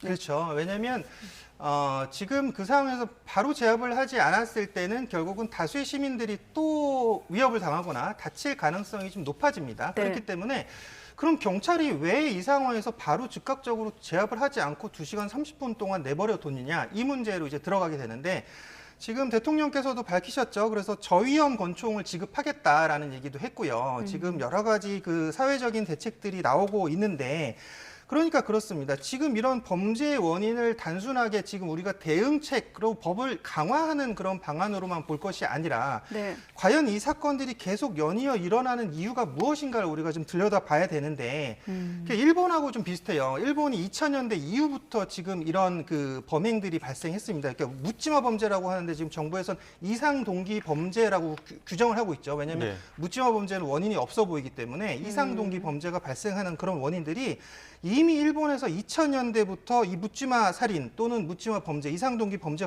불특정 다수를 대상으로 빈번히 일어났었거든요. 그래서 이런 범죄들이 왜 일어나냐 봤더니 결국 자신의 처지와 현상에 대한 불만이었고요. 범행 당시에 이 사람들, 범인들을 조사해 봤더니 친밀한 친구가 있다고 응답한 사람이 52명 중에서 3명밖에 안 됐습니다. 그만큼 사회적으로 단절돼 있었다는 얘기를 하는 거죠. 물론 일본 같은 경우는 좀 이제 사회적인 친밀감을 유도하는 사회관계를 형성하지 않습니다. 근데 우리나라는 반대로죠. 사회적으로 친밀감을 굉장히 중시하는 그런 상황인데 이것이 그러니까 청년층 고립을 문제 삼지 않았던 그런 상황이었다는 거죠. 근데 이것이 장기화된 어떤 코로나 상황이 이어졌고 거기에 이제 운동형 외톨이라고 우리가 표현하는데 그런 상태에 있는 청년층들이 늘어났고 사회로부터 소외감을 갖고 고립된 상태에 있던 이 단절된 상태에서 자신만의 세계에 빠집니다. 지금 최원종 같은 경우도 마찬가지였죠. 자신만의 세계에 빠졌는데 거기서 해답을 찾는 곳이 어디냐면 자기와 비슷한 사람들이 있는 커뮤니티입니다. 특정 커뮤니티, 디모 커뮤니티인데 모든 범죄자들이 지금 다 디모 커뮤니티라든지 그 비슷한 커뮤니티와 연결이 돼 있어요. 그래서 거기서 답을 찾으면 이 사람들은 정신적으로 문제가 있다라고 하면 정신과 치료를 받고 상담을 받아야 되는데 자신과 비슷한 사람들과 얘기를 하다 보니까 거기서 비관이 더 높아지고요. 자신의 처지를 더 비관하면서 이런 분노가 더 높아지는 그런 결과가 나올 수밖에 없거든요. 그러니까 여기에 대해서 자신의 처지에 대한 불만과 어떤 사회적 실패와 뭐 경제적 이유를 포함한 생활의 어려움들이 여기에 묻지마 범죄의 원인이 되는 것이고요. 그다음에 여기 뭐 최근에 뭐 젠더 갈등, 세대 갈등 여러 가지 그런 갈등의 감정의 양극화까지 더해지면서 이런 것들이 이런 조성된 감정들이 혐오와 분노, 열등감을 마음대로 표현할 수 있는 그런 구조로 평소에 가졌던 부정적 감정을 투사하는 그런 형태까지 이어지고 있는데, 그래서 이런 사법적인 해결 방안만 볼 것이 아니라 우리가 이제는 그런 어떤 전반적인 사회 구조적인 문제를 좀 봐야 될 것 같아요. 그래서 이 사람들이 왜 이런 상태에 놓여 있는가를 보고서 사회적 문제를 좀 해결하고 이 사람들을 정상적인 사회 구성원으로 편입시킬 수 있는 그런 방안, 그리고 정신질환자를 우리가 지금까지 방치했었던 그런 정부가 정신질환자를 치료할 수 있는 그런 방안까지, 그다음에 신속 체포하고 경찰에게 강력하게 대응할 수 있는 그런 권한과 처벌까지도 우리가 눈여겨봐야 된다. 우리가 그런 것들을 개선해야 된다라고 생각합니다. 결국에는 지금 사회적 분위기도 그렇고 또 이러한 또 피해들은 결국엔 선량한 시민들, 혜빈이 양처럼 그런 좀 선량한 피해자들이 또 생길 수밖에 없는 상황이 됐습니다. 지금 뭐 밀집 지역을 피한다는 사람들도 많고, 혹은 위협에 대한 소리를 못 들을까 봐 이어폰을 빼고 걷는다 이런 사람들도 있고, 지하철 타기도 무섭다 이런 사람들이 있거든요. 이런 확산하는 그 사회적 불안감에 대해서는 어떤 생각 갖고 계십니까? 네, 맞습니다. 지금 그러니까 이게 그 각자도생이라는 단어하고 그다음에 호신용품이라는 검색어가 지금 포털 사이트에서 가장 상위 검색어를 차지하고 있습니다. 근데 그만큼 또 지하철에서 최근에 뭐 오인 신고도 있었잖아요. 가방을 그냥 가방을 만졌는데 흉기 꺼내는 줄 알고 깜짝 놀라서 사람들이 신고하고 도망갔던 그런 사건도 있는데, 잇따라 흉기 난동의 불안감이 가중될 수밖에 없습니다. 지금 그런 사회는 이제는 저는 그렇게 생각해요. 우리가 항상 자위했었잖아요. 그러니까 우리가 안전한 사회다. 우린 총기가 없고 굉장히 안전한 사회다라고 자위했는데, 지금 상황은 그렇지 않습니다. 이제는 이런 이상동기 범죄가 언제 어디서든 일어날 수 있는 그런 상황이 되었다. 그리고 아까 제가 이런 원인들을 좀 짚어드렸었지만, 그렇기 때문에 우리가 지금 패러다임을 바꿔야 돼요. 범죄에 대한 패러다임을 바꿔야 되고요. 아까 말했듯이 사법적인 대응 방안 강구해야 될 것 당연히 강구해야 되고, 그다음에 경찰에게 이런 권한들을 좀 주어줘야 된다. 인권을 침해하지 않는 범위에 대해서는 즉각 대응할 수 있는 권한을 줘야 되는데, 이 권한이 없다 보니까 이번에 지금 은평구에서도 즉각 대응을 못하게 되는 거죠. 그래서 이번에 저살상 권총을 주면 뭐합니까? 이것을 경찰들이 실제로 사용하지 않을 겁니다. 그러니까 이런 권한들에서 면책 조항이 있습니다. 그래서 경찰들이 여기에 뭐 경찰관 직무집행법에 나와 있는데 이런 상황에서만 쓸 수 있다라는 부분이 있는데, 그 내용을 없앤다고 지금 밝히고 있어요, 정부에서. 과연 그걸 없앤다고 또 경찰들이 즉각 대응할 수 있을 것이냐. 이게 실제적으로 이것은 그냥 그 국가 차원에서 노력을 해야 돼요. 경찰이 강력하게 대응할 수 있도록. 그다음에 아까 말했듯이 이런 시민들이 지금 불안한 그런 상태가 오지 않도록 뭐 범죄 예방에 대해서 이건 진짜 사회 구조적인 문제까지 들여다봐야 되는 그런 상태인데, 결국은 이 시민들도 평소에 좀 주의를 잘 기울이시고요. 이어폰 빼고 걷는 게 맞습니다. 그리고 지금 위험한 상황이 됐을 때는 그 호신용품 쓰는 게 뭐냐면요. 범죄자를 제압하겠다는 게 아니라 잠깐 시간을 버는 겁니다. 그래서 이런 호신용품 갖고 계시다면 활용할 수 있는 그런 지금 방법을 미리 터득하신 상태에서 활용하시면 좋을 것 같고요. 평소에 좀 주의를 기울여야 될 것 같습니다. 네, 알겠습니다. 자, 시간 관계상 한 가지 질문밖에 못할 것 같은데, 자, 졸음 쉼터 사망 사건, 뭐 기이한 사건이라고 해야 될지 충격을 좀 주는 사건인데, 일단은 뭐 가스라이팅 정황도 드러나고 있고, 짧게 요약을 해서 사건 어떤 개요와 함께 앞으로 추가 수사를 어떻게 전망하시는지까지 여쭤보고 마무리하겠습니다. 네, 전남 여수에서 일어났던 졸음 쉼터에서 일어난 사건인데요. 차량에 있던 B 씨와 C 씨가 서로 돌로 자신의 허벅지를 찍는 등 폭행을 합니다. 그래서 B 씨가 사망했고 C 씨는 중상을 입었는데요. 그래서 지금 여기서는 A 씨, B 씨니까요. A 씨가 사망했고 B 씨가 중상을 입었는데요. A 씨, B 씨가 서로 폭행을 한 겁니다. 허벅지를 돌로 찍는 등 이상 행동들을 한 거죠. 그래서 지금 B 씨가 A 씨를 죽였다라고 지금 진술을 했어요. 그래서 그냥 단순하게 그냥 서로 폭행해서 사망했다라고 봤더니 내용을 들어봤더니 너무 이상한 거죠. 그래서 이 사람들이 왜 차에서 계속 생활했던 거예요. 지금 6월부터 계속 여기서 차에서 생활을 해왔으면서 여기서 지금 이 사람들 둘이 살면서 이상한 행동들을 했기 때문에 여기 무엇이 문제였나 봤더니 CCTV랑 통화 내역 다 분석해 봤더니 CC가 여기서 등장합니다. 그래서 CC가 여기서 지금 뭐 민사사건 관련 상담을 한다라고 해서 B 씨와 C 씨의 채무 관계를 이용해서 뭐 이렇게 사건을 조작한 상태에서 금품을 가로채 왔고요. 사무장 행세를 한 거죠. 그렇죠.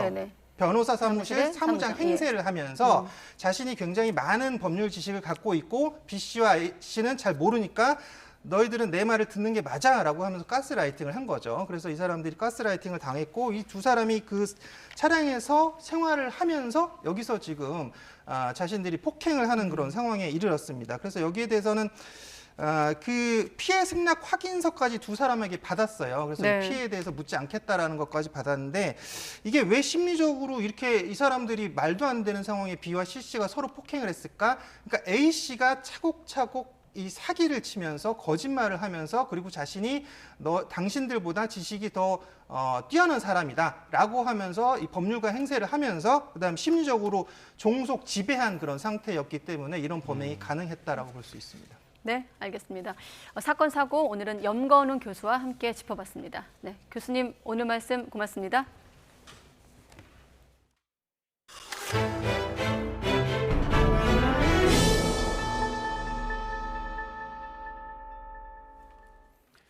고체수군 상병 사건과 관련해 해군 검찰단이 임성근 해병 1사단장에게 업무상 과실치사 혐의를 적용할 수 있다는 내용의 법리 검토와 자문을 했다는 주장이 나왔습니다. 군인권센터는 해군 검찰단이 지난 2일 임 사단장의 책임이 성립하는가에 대해 구체적인 상황별 분석과 법리 검토를 한 정황을 확인했다며 이같이 주장했습니다. 이어 부대 관리 훈령에 따라 해병 1사단장에게 일반적인 사고 예방 책임이 있는데도 임 사단장은 안전장비조차 지급하지 않는 등 당시 책임을 다하지 않았다는 내용을 검토했다고 설명했습니다. 이에 해군 측은 해병대 수사단에서 지난 1일 포항주재 해군 검사에게 법적 검토를 요청한 것은 맞지만 당시 군에 관할 건이 없어 법적 검토가 제한된다고 설명했다고 밝혔습니다. 지난 4월 민주화 인사의 성지로 불리는 마석 모란공원에서 안장된 박원순 전 서울시장의 묘비가 훼손된 사실이 확인됐습니다. 경기도 남양주 남부경찰서는 어제 오후 4시쯤 누군가가 박 전 시장의 묘지를 훼손했다는 공원 측의 신고를 받고 인근 CCTV 등을 토대로 관련 수사에 착수했습니다. 공원 관리자가 발견했을 때 묘비 표면에서 박 전 시장의 이름이 새겨진 부분이 검은색 스프레이로 칠해져 있었습니다. 지난 2020년 비서를 성추행한 혐의로 고소당한 뒤 극단적 선택을 한 박 전 시장은 고향인 경남 창녕에 묻혔지만 이듬해 20대 남성이 묘소를 훼손했고 유족은 이장을 추진했습니다. 네, 한동안 모습을 드러내지 않았던 북한 김정은 위원장의 딸 김주애가 공개석상에 등장해 관심을 끌고 있습니다. 북한 해군전 전날인 27일 아버지와 함께 해군 사령부를 방문한 건데요. 흰색 상의에 검은색 바지 정장, 차렷 자세로 아버지 김정은 위원장 옆에 서 있는데 이전 모습보다 훨씬 훌쩍 큰 모습이고 머리 모양까지 엄마 리설주를 닮은 모습인데 어떻습니까? 네, 공개 행보 때마다 북한 언론들 존귀한 자제분 또 존경하는 자제분 이렇게 김주애를 예우해 왔는데 이번에도 조선중앙통신은 사랑하는 자제분이란 수식어를 달기도 했습니다. 이들 부녀의 동행이 북한 언론에 보도된 건 지난 5월 정찰위성 발사준비위원회 현지 지도 이후 100여일 만이고 김주애가 처음 모습을 드러낸 건 지난해 11월 화성 17형 시험 발사 당시였습니다. 지금까지 김주애의 공개 행보는 모두 15차례로 대부분 대륙간 탄도미사일 시험 발사 참관, 또 열병시 시찰 같은 군사 분야였습니다. 이번 해군절 동행까지 합친다면 12건이 그렇습니다. 김주애가 과연 백두열통의 대를 이을지 4대 세습 여부에 대한 분석이 분분한 가운데 일단 김정은 부녀의 공개 행보로 북한 후계 구도가 관심인 가운데 김정은 위원장, 딸과 함께한 자리에서 한국, 미국, 일본 정상을 싸잡아 맹비난하기도 했습니다. 여기에 대해서 통일부는 발언자의 저급한 수준을 드러내는 것으로 평가할 필요를 느끼지 못한다고 비판했는데 이번엔 취재기자 연결해서 내용 좀 더 들어보겠습니다. 최도희 기자. 네, 통일외교 안보부입니다. 네, 김정은 위원장이 언제 이렇게 비난을 퍼부은 겁니까? 네, 북한의 해군절인 어제를 하루 앞둔 지난 27일입니다. 김정은 국무위원장이 북한군 해군사령부를 방문해서 한 축하 연설에서 이같이 언급한 건데요. 이와 관련해서 북한 매체는 김정은 위원장이 미국과 일본, 대한민국의 정상을 지칭해 막말로 비난한 뒤 얼마 전 이들이 모여 앉아 각종 합동 군사 연습을 정기화한다는 것을 공표하고 실행에 착수했다고 말했다고 전했습니다. 김 위원장이 우리를 향해 대한민국으로 지칭한 건 이번이 처음으로 남북 관계를 국가 대 국가로 바라보겠다는 관점을 내비친 것으로 풀이됩니다. 김 위원장이 캠프 데이비드 한미일 정상회의를 직접 비난한 것 역시 이번이 처음입니다.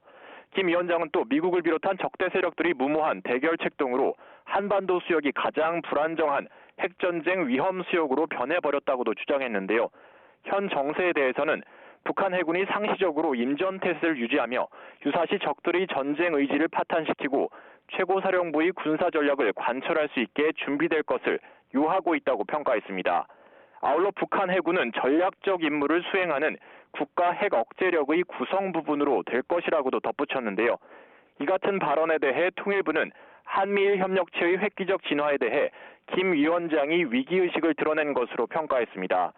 또 한미일 정상들에 대한 김 위원장의 막말 언급은 발언자의 저급한 수준을 드러내는 것으로 평가할 필요를 느끼지 못한다고도 덧붙였는데요. 북한은 사상 누각에 불과한 헛된 전쟁 준비 완성을 운운할 것이 아니라 민생 개선에도 힘을 쏟아야 한다고 강조했습니다. 임수석 외교부 대변인도 북한이 매우 무례한 언어로 한미일 정상을 비방한 데 대해 깊은 유감을 표한다며 영내 평화를 심각하게 저해하는 건 북한의 불법적인 핵 미사일 개발과 도발이라는 점은 너무나 분명하다고 꼬집었습니다. 네, 그렇군요. 그런데 최두희 기자, 김정은 위원장이 이렇게 해군력을 강조하는 배경은 어디에 있습니까? 네, 앞서 제가 말씀드렸듯이 김 위원장의 발언에선 핵 억제력 일부를 담당할 것이라며 핵 무력을 북한 해군에 적용하겠다라는 취지의 언급이 있었는데요. 이에 따라서 전술핵의 북한 해군 배치가 임박한 것 아니냐는 관측도 나옵니다.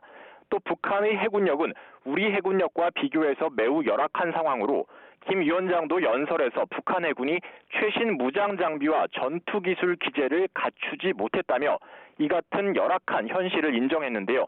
이에 따라 핵무력이 배치되고 운용되면 북한 해군도 앞으로 강력해질 수 있다는 메시지를 주면서 북한 해군의 사기를 진작시키려는 의도도 있는 것으로 보입니다. 김 위원장이 지난 2012년 집권한 이후 해군절 기념행사에 참석한 것 역시 이번이 처음으로 매우 이례적인 상황인데요. 앞서 김 위원장은 지난 21일에도 해군 제2수상함 전대를 시찰하는 등 최근 들어 부쩍 북한 해군 무력 강화를 강조하는 모양새입니다. 네, 이번 행보 역시 군사 분야 행보로 볼 수 있는데 김 위원장의 딸 주혜도 동행을 했습니다. 김 위원장과 거의 모든 일정을 함께 한 것으로 보이네요. 네, 그렇습니다. 북한 매체는 김 위원장이 사랑하는 자제분과 함께 해군 사령부에 도착했다고 전했는데요. 사랑하는 자제분은 바로 김 위원장의 딸 주혜를 뜻합니다. 북한 관영 매체인 조선중앙TV를 보면 주혜가 김 위원장이 해군 명예위병대를 사열할 때 김 위원장의 뒤를 따르는 모습이 포착됐고요. 해군 간부들과 기념사진 촬영은 물론 작전 지휘소, 배구 경기 관람에서도 김 위원장의 옆자리는 주혜의 차지였습니다. 이어서 벌어진 저녁 경축 연회에서도 주혜가 김 위원장 옆에 앉아있는 모습이 포착됐습니다. 주혜가 북한 매체에 다시 등장한 건 앞서 앵커께서도 말씀하셨듯이 지난 5월 16일 김 위원장의 정찰위성 발사 준비위원회 현지 지도 당시 김 위원장과 동행한 이후 3개월여 만입니다. 지금까지 통일외교 안보부에서 YTN 최두입니다. 네, 최 기자에게 들은 대로 북한 김정은 위원장이 딸 주혜까지 함께 등장한 자리에서 한미일 정상을 향해 막말을 한 가운데 또 유엔 회의장에선 한미일을 포함한 여러 국가가 최근 우주 발사체를 발사한 북한을 규탄하기도 했습니다. 이번 회의에 참석한 북한은 자위적 조치라고 주장하며 안보리 결의도 거부하겠다고 주장했습니다. 계속해서 최영주 기자입니다. 유엔 제네바 사무소에서 열린 우주안보를 위한 실무협의체 회의에서 북한에 대한 규탄이 쏟아졌습니다. 북한이 지난 24일 발사한 군사정찰 위성은 불법이라는 겁니다. The launch was illegal, unlawful, and at the same time irresponsible, and we condemn the DPRK for such action. 우리 외교부 대표는 그러면서 탄도미사일 기술을 활용한 모든 발사는 핵무기를 탑재할 수 있는 미사일 기술 발전에 기여할 수 있다고 지적했습니다. 일본 측 대표도 비판에 가세했습니다. 북한의 위성 발사는 영내 국가들의 심각한 위협이 되고 있다며 북한 측에 오는 10월 추가 발사도 하지 말라고 촉구했습니다. 미국도 북한의 위성 발사가 군축이라는 국제사회의 공동 목표에서 멀어지게 하고 있다고 강하게 비판했고, 독일과 뉴질랜드 측 대표도 유엔 안보리 결의 위반이라며 규탄 입장을 냈습니다. 이에 대해 북한은 발언권을 얻어 반박에 나섰습니다. 북한 대표부 대사는 군사정찰 위성의 발사는 안전보장과 직결된 자위적 조치라고 주장했습니다. 그러면서 유엔 안보리 결의안은 유엔 헌장에 어긋나는 불법 문서로 결코 구속되지 않을 것이라고도 말했습니다. My country never ever recognized and rejected and will not be bound by such resolutions which seriously violating DPRK's right to use space. 이는 오는 10월로 예고된 군사정찰 위성의 추가 발사 의지를 거듭 밝힌 것으로 해석됩니다. 이번 안보리 회의에서도 러시아와 중국의 협조 여부에 이목이 쏠렸지만 여전히 소극적 대응으로 일관했습니다. YTN 최영주입니다. 한미 해군과 일본 해상자위대가 북한 주장 우주발사체 발사 등 고도화되고 있는 북한의 핵미사일 위협에 대응하기 위해 오늘 제주 남방공해상에서 해상미사일 방어 훈련을 실시했습니다. 이번 훈련엔 우리 해군 율곡 2함, 미국 벤폴드함, 일본의 하구로함 등 이지스 구축함이 참가했습니다. 훈련은 북한의 탄도미사일 도발 상황을 상정해 가상의 표적에 대해 탐지와 추적, 정보 공유를 하는 등 대응 절차를 숙달하는 데 중점을 두고 진행이 됐습니다.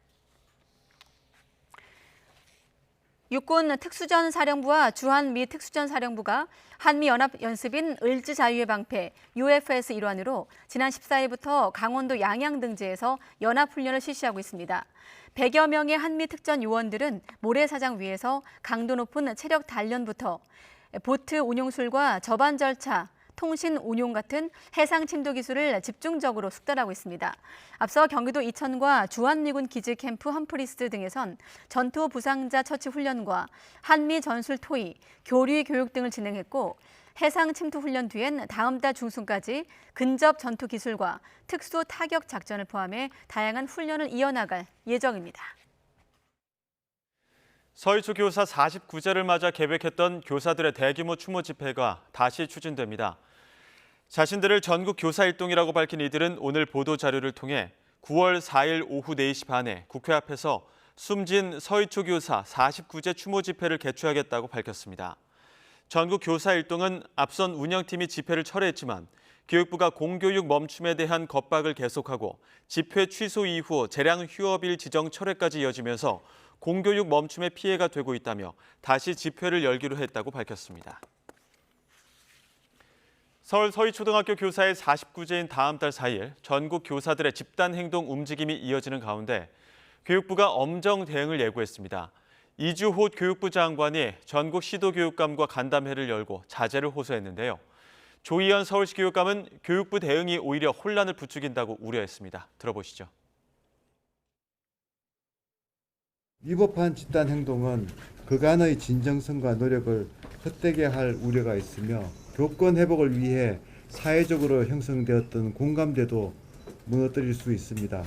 선생님들께서는 위법하지 않은 방식으로 고인을 추모하는 일에 동참해 주시기 바랍니다. 9월 4일을 교육공동체 회복 및 공교육을 성찰하는 날로 보냈으면 좋겠습니다.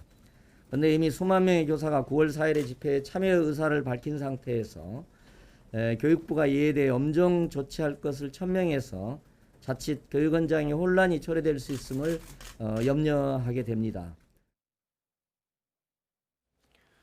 새로운 경쟁 사업자의 사업을 방해한 미스터피자에 대해 공정거래 당국의 시정명령과 함께 과징금 4억 원이 부과됐습니다. 공정거래위원회는 미스터피자가 지난 2016년부터 2017년 사이 갈등을 빚어온 가맹점주들이 피자연합협동조합을 설립해 매장을 내자 보복 출점과 허위 형사고소, 식자재 조달 방해로 사업을 방해했다고 밝혔습니다. 공정위는 2017년 피자 가맹시장에서 매출액 2위였던 미스터피자가 열 위에 있었던 피자 연합을 상대로 자신의 지위를 유지하기 위해 불공정한 경쟁 수단을 활용했다며 제재 이유를 밝혔습니다. 질병관리청은 가을철 감염 우려가 커지는 쯔쯔가무시증 매개 곤충인 털진드기 감시 체계를 가동한다고 밝혔습니다. 쯔쯔가무시증은 쯔쯔가무시균을 보유한 털진드기 유충에 물린 후 발생하는데 물린 자리에 검은 딱지가 생기고 발열, 근육통, 발진 등의 증상이 나타나 감기로 착각하기 쉽습니다. 질병청은 추수기나 가을 단풍철에 털 진드기와 접촉할 확률이 높은 만큼 의심 증상이 있으면 반드시 병원을 방문해달라고 당부했습니다.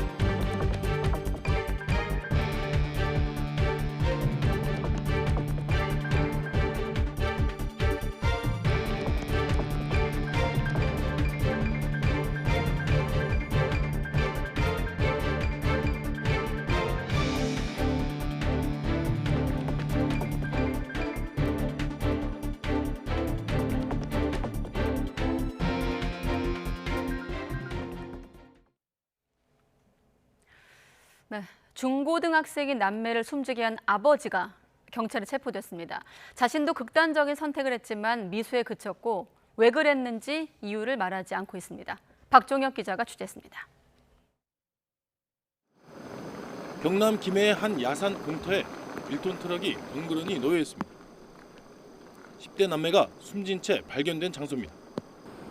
경찰은 남매가 학교에 오지 않는다는 신고를 받고 휴대전화 위치 추적을 통해 찾아냈습니다.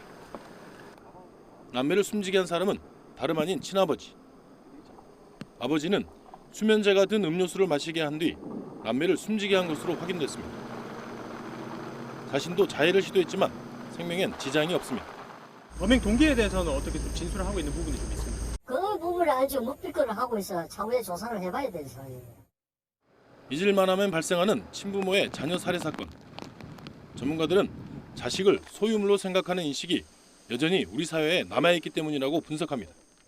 자식들도 새로운 인격체, 또 다른 인격체라고 생각한다면 아이를 살해 후에 자살을 생각하는 이런 게 없을 건데 아직도 이 세상에 내가 존재하지 못하면 내 자녀들도 함께 존재하지 않아야 된다.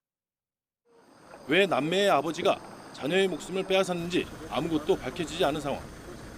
경찰은 남매의 아버지에 대해 구속영장을 신청하고 숨진 남매의 부검도 진행할 계획입니다. YTN 박종혁입니다.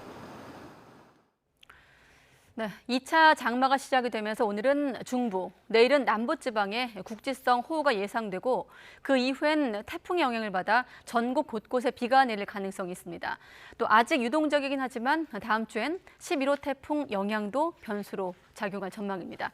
취재기자 연결해서 이번 주 호우 또 태풍 전망 함께 알아보겠습니다. 김민경 기자. 네, 김민경입니다. 우선 지금 비가 집중되는 곳은 어디입니까? 네, 서해상에서 남서에서 북동쪽으로 얇고 긴 비구름대가 유입되면서 지금은 강원도와 충북, 전남과 경남 동해안에 비가 집중되고 있습니다. 이 지역에는 시간당 10에서 20mm의 다소 강한 비가 내리고 있습니다. 경남 산천과 합천, 전남 남해안 일부 지역과 제주 산간에는 호우주의보도 내려졌습니다. 그 밖에 내륙 곳곳에도 산발적으로 비가 내리고 있습니다. 우리나라 북쪽에는 찬 공기가, 남쪽에는 따뜻한 공기가 자리 잡으며 폭이 좁고 긴 정체전선이 만들어졌기 때문인데요. 오늘은 주로 수도권과 강원도에 시간당 30mm 이상의 강한 비가 내리겠습니다. 이후 찬 공기가 점차 남하하면서 내일은 남부지방에도 시간당 30에서 60mm의 국지성 호우가 예상됩니다. 모레는 저기압의 중심은 빠져나가겠지만 남쪽에서 덥고 습한 수증기가 유입되면서 부산 등 남해안 일부 지역에 강한 비구름이 형성될 가능성이 있습니다. 기상청은 모레까지 경남 남해안에 최고 200mm 이상, 영남과 호남, 제주 산간에 많게는 150mm 이상의 큰 비를 예상했습니다. 그 밖에 중부지방에도 5에서 많게는 60mm의 비가 내릴 걸로 보여 주의가 필요합니다. 네, 그리고 세 개가 동시에 활동하고 있죠. 태풍도 걱정인데 우리나라 부근까지 북상할 가능성이 있는 태풍도 있다고요? 네, 아직은 진로가 무척 유동적이지만 일부 예측 모델에서 11호 태풍 하이쿠이의 진로를 한반도 부근으로 모사하고 있습니다. 현재 우리나라 주변에는 9, 10, 11호 태풍이 동시에 북상 중인데요. 10호 담레이는 약한 세력을 유지한 채 오늘 밤쯤 일본 동쪽 해상에서 소멸할 걸로 보입니다. 9호 사올라는 매우 강한 세력을 유지한 채 타이완 남쪽 해상을 지나 중국 남부를 향할 걸로 예상됩니다. 문제는 어제 발생한 11호 태풍 하이쿠이인데 아직은 발생 초기라 세력이 약하지만 주말쯤 일본 오키나와 북서쪽, 그러니까 타이완 동쪽 해상까지 북상하면서 점차 강해질 걸로 보입니다. 또 다음 주에는 일본 오키나와 부근 해상까지 북상해 다량의 뜨거운 수증기를 우리나라로 뿜어낼 전망입니다. 기상청은 태풍의 진로가 무척 유동적이지만 일부 예측 모델에서 11호 태풍이 대한해협이나 서해로 북상할 가능성을 제시하고 있어 예의주시하고 있다며 당분간 호우 대비에 만전을 기해달라고 당부했습니다. 지금까지 문화생활과학부에서 YTN 김민경입니다. 네, 윤석열 대통령은 제6호 태풍 카눈으로 피해를 입은 강원 고성군, 경북 경주시 산내면, 칠곡군 가산면 등 지자체 3곳을 특별 재난지역으로 추가 선포했습니다. 이도훈 대통령실 대변인은 이같이 밝히고 지난 8월 14일 긴급 사전조사에 따라 우선 선포된 대구 군위군, 강원 고성군 외에 태풍 피해에 대한 정밀 합동조사 결과를 반영해 이루어진 조치라고 설명했습니다. 강원 고성군은 지난 선포 때에는 현내면만 포함됐지만 정밀 조사 결과 고성군 전역으로 선포 지역이 확대됐다고 부연하기도 했습니다. 정부가 내년에 국하하천 19곳에서 바닥을 파내는 준설 작업을 벌이는 등 대대적인 하천 정비에 나서기로 했습니다. 환경부는 내년 국가하천 정비 예산을 6,627억 원 편성했다고 밝혔습니다. 올해보다 47% 늘었고 지난 2000년부터 올해까지 평균과 비교해보면 2배 정도입니다. 정부가 수해 예방을 목적으로 대규모 준설 작업을 예고한 가운데 일각에선 생태계 파괴가 동반되는 준설을 충분한 검토와 논의 없이 밀어붙인다는 비판도 제기되고 있습니다.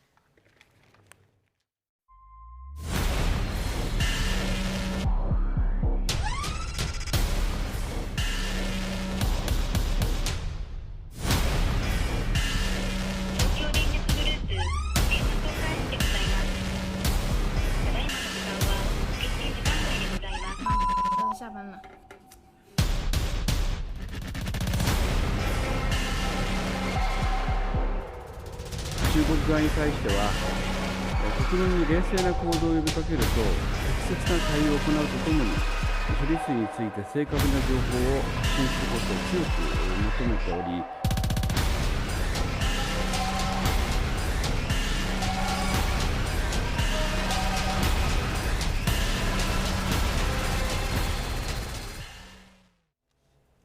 네, 아까 자막에서 일본어로 크게 말하지 말라 이런 말이 나올 정도인데 일본 원전 오염수 해양 방출을 계기로 일본과 중국이 외교 갈등을 겪고 있습니다. 일본은 중국에 대해 현지 자국민에 대한 안전 조치를 요구했는데 중국은 일본이 오히려 피해자 행세를 하고 있다고 비난했습니다.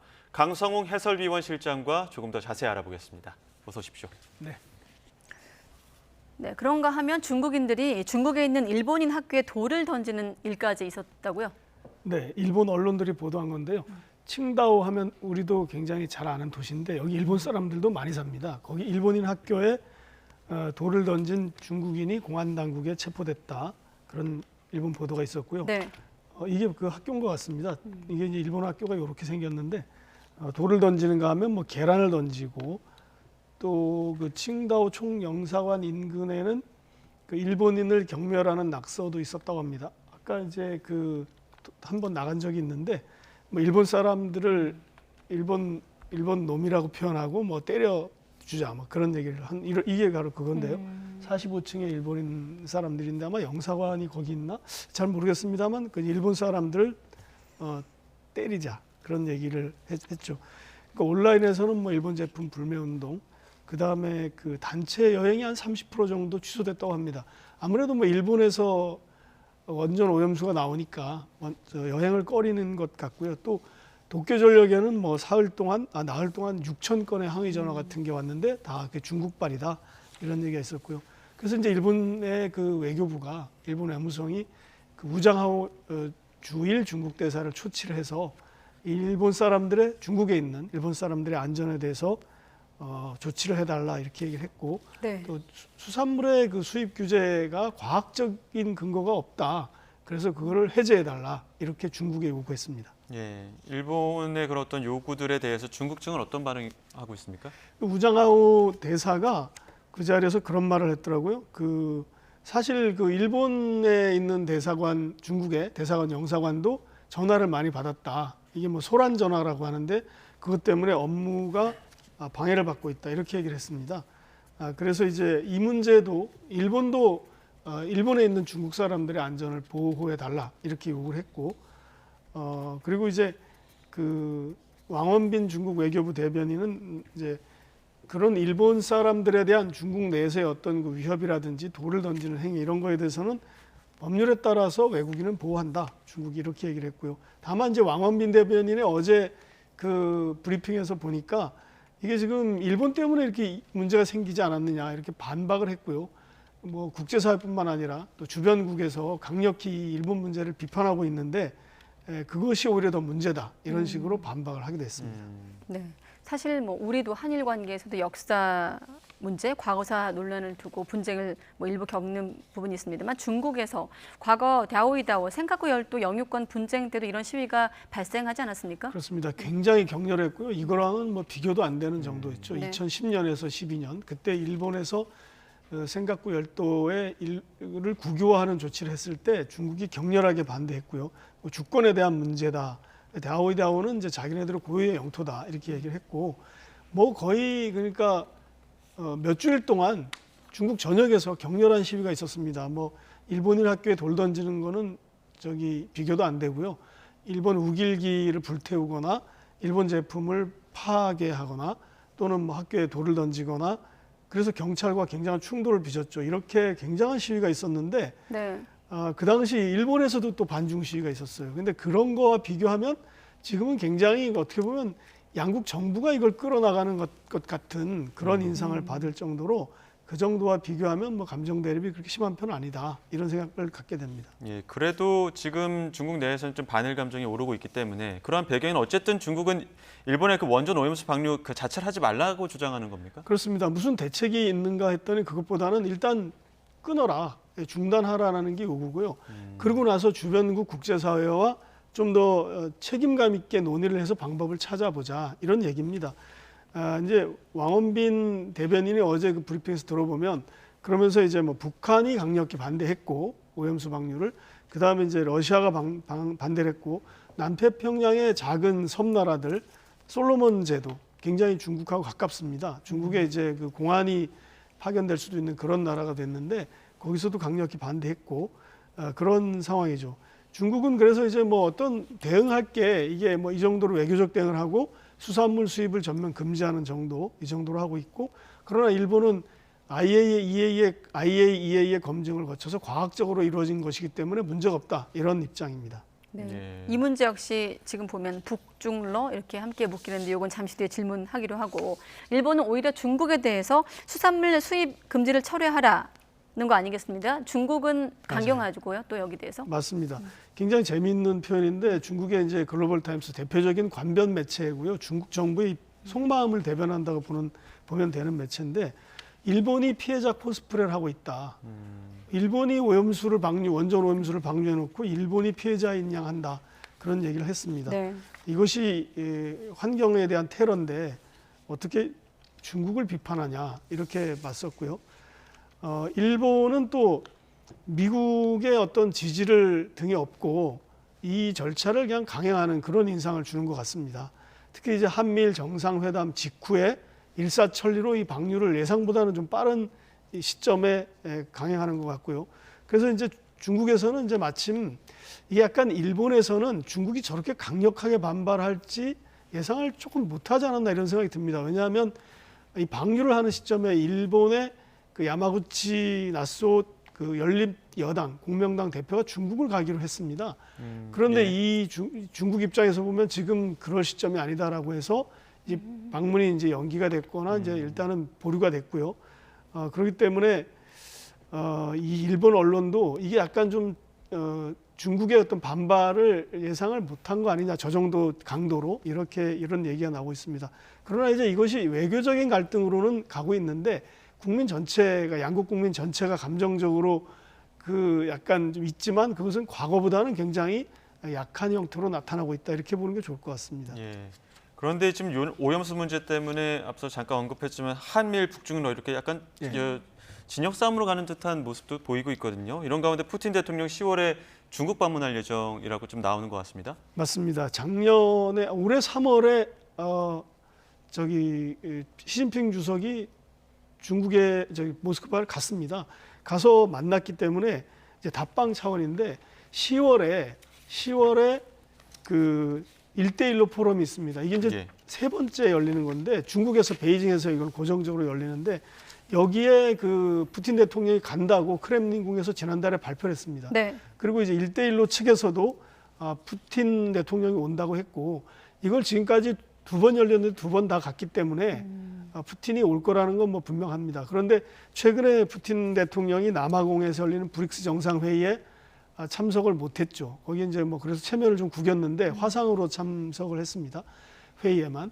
그런데 이제 중국에는 당당하게 가는 이런 걸로서 약간 체면을 살리는 그런 건데 푸틴 대통령이 그 작년 2월 4일 날 러시아가 우크라이나를 침공하기 직전에 가서 중국으로부터 큰 그 지지를 얻어냈지 않습니까? 네. 그래서 이게 북한을 포함해서 중국, 러시아 이 세 나라가 이번 기회에 다시 또 뭉치지 않을까, 밀착하지 않을까 이런 예상을 하게 되는 겁니다. 자, 그러면 푸틴 대통령이 중국 방문길에 북한도 방문할 가능성이 있는 겁니까? 굉장히 높습니다. 이게 지금 왜 그러냐면 푸틴 대통령이 그 지난번에 2019년에 베이징에서 열리는 1대1로 포럼 똑같은 회의입니다. 네. 그 회의에 참석했고 이제 한 4년 만에 다시 열리는데 그때도 김정은 위원장을 블라디보스토크에서 만난 뒤에 베이징을 갔고요. 예. 이번에는 이제 평양을 방문한다는 얘기가 나오고 있습니다.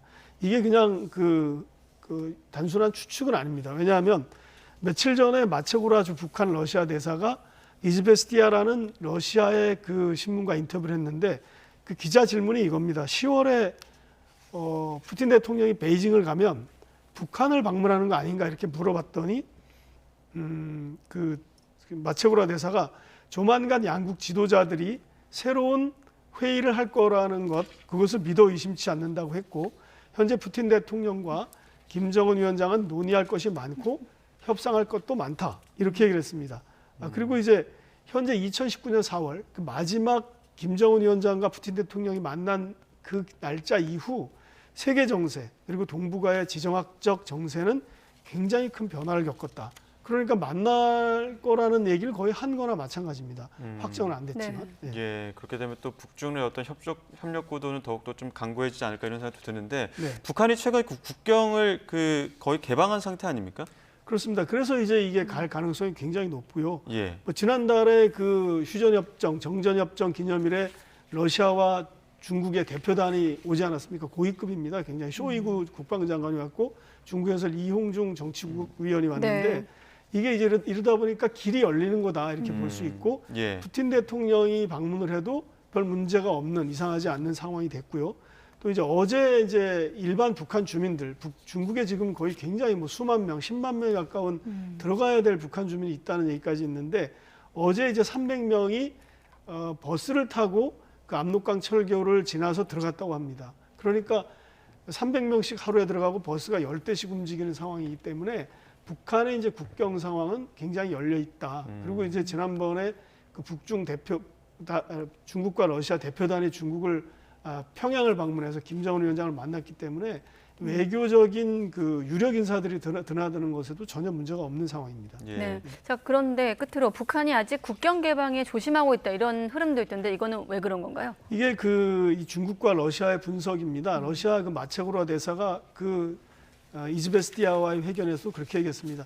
이게 만약에 조금 만약 코로나19가 다시 생겨난다는 조짐이 있으면 이걸 중단할 거다 이렇게 예상을 했고요. 예. 그리고 지금 이제 들어가는 북한 주민들도 신의주로 들어간 사람은 신의주에서 일주일 가량 격리를 하고 있다고 합니다. 예. 그리고 러시아 대사관 측 얘기는 평양에 있는 러시아 대사관 얘기입니다.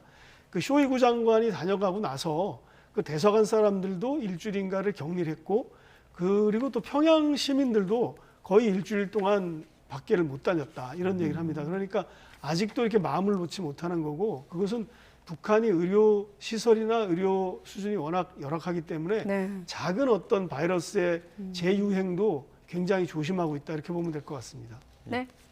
오늘은 여기까지 듣겠습니다. 강성웅 해설위원 실장과 알아봤습니다. 고맙습니다. 네.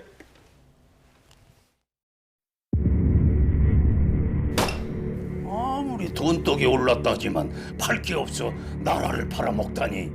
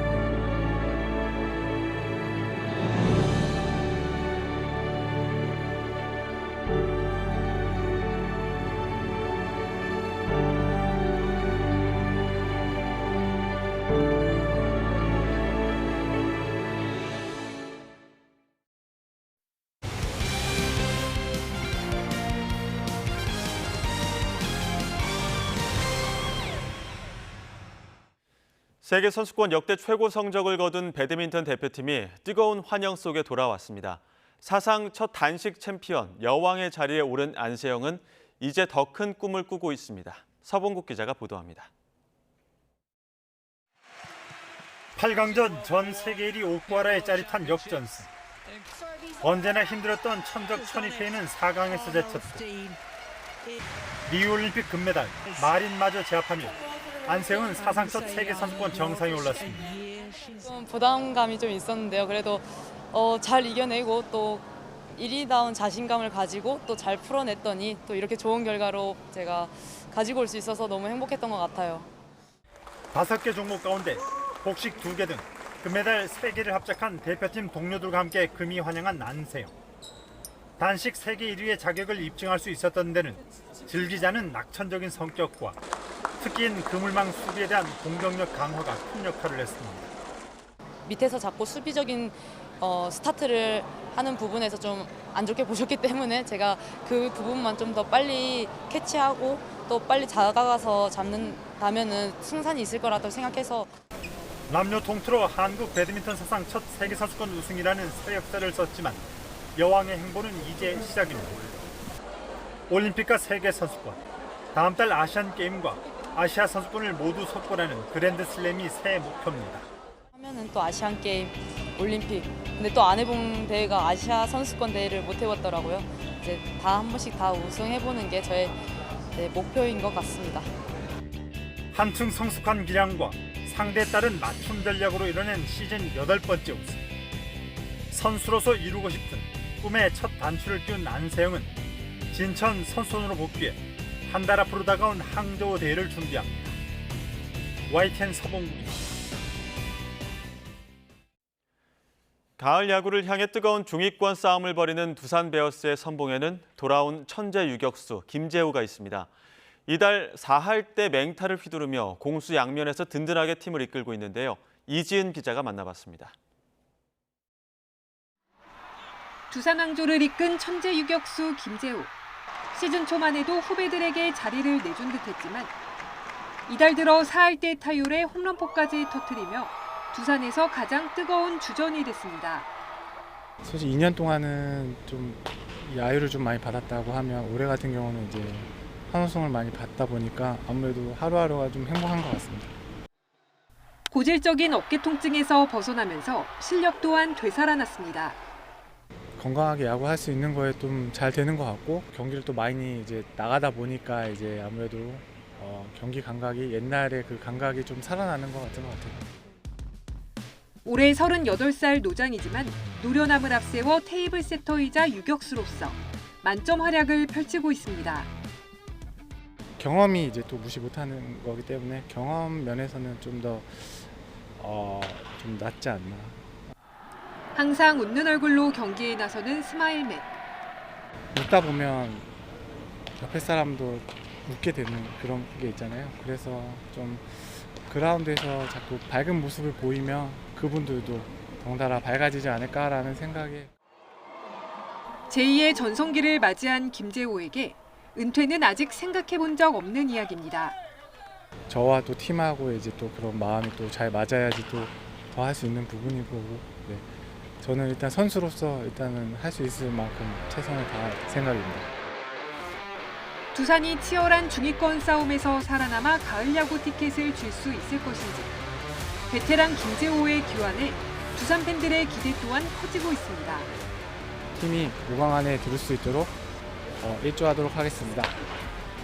기대해 주십시오. 화이팅! YTN 이지은입니다. 서해상에서 발달한 긴띠 형태의 비구름이 계속해서 내륙으로 유입되고 있습니다. 지금은 경남과 전남, 제주산 간에 호우주의보가 내려진 가운데 시간당 20mm 안팎의 장대비가 집중되고 있는데요. 모레까지 영남 해안에 200mm 이상, 전남 동부와 경북 서부 내륙, 제주산 간에 150mm가 넘는 큰 비가 더 내리겠고요. 특히 내일은 남부지방을 중심으로 시간당 30에서 60mm의 호우가 집중되는 곳이 있겠습니다. 산사태나 저지대 침수 등 호우 피해가 없도록 주의해 주시기 바라고요. 서울 등 중북부 지방은 내일 밤까지 5에서 60mm의 비가 내린 뒤 점차 잦아들 전망입니다. 내일 아침 기온은 서울과 대전 22도, 광주는 23도로 오늘과 비슷하거나 조금 낮겠습니다. 낮에는 서울 26도, 대전 25도, 부산은 29도로 대부분 지역에서 더위가 쉬어가겠습니다. 남해안과 일부 내륙은 주 후반까지 국지성 호우가 쏟아질 가능성이 있고요. 이후 날씨는 북상하는 11호 태풍 하이쿠에 따라서 변동성이 무척 크겠습니다. 앞으로 발표되는 기상 정보를 잘 확인해 주시기 바랍니다. 지금까지 날씨 정보였습니다. 네, 이상으로 가장 빠른 종합뉴스 뉴스큐 마치겠습니다. 이어서 이브닝 뉴스가 방송됩니다. 시청해 주신 여러분 고맙습니다.